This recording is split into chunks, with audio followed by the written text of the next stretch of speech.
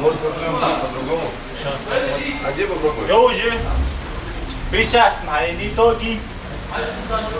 Батыр? Да, Батыр, привет.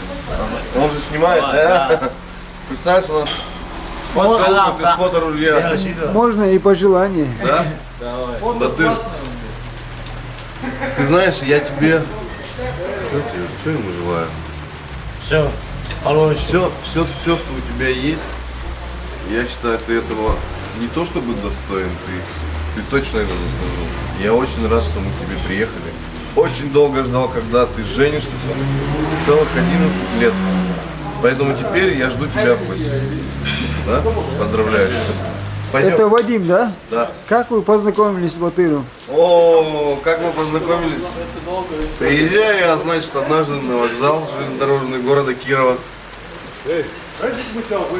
И приезжает там парень какой-то, смотрю, в форме милицейской. Садится ко мне в УАЗик, и мы с ним едем. Едем в батальон. А потом выясняется, оказывается, я его вез в не очень хорошее место. Но по итогу, приезжаю после, там, спустя 2 месяца, приезжаю снова туда, мне говорят, там, говорит, ингуш есть. Я думаю, надо посмотреть, кто такой, познакомиться.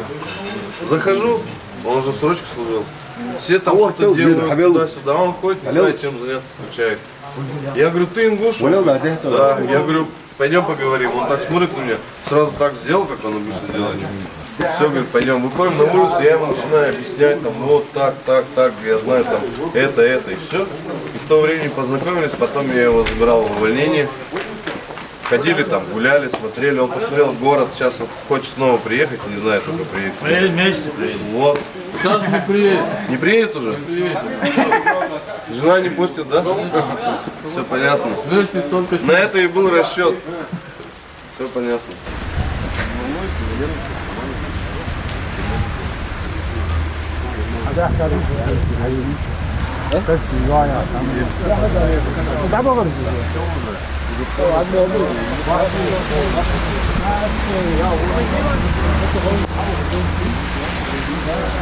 Переживаешь?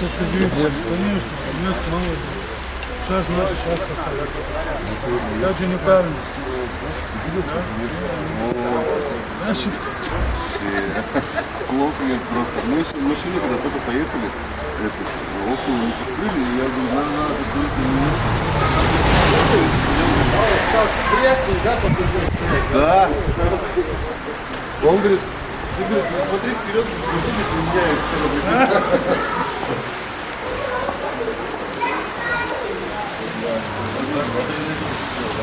Вот, мне понравилось, да. далее я начинаю. Передние колеса вообще не отпускала. Далее так сцепилась, передние колеса не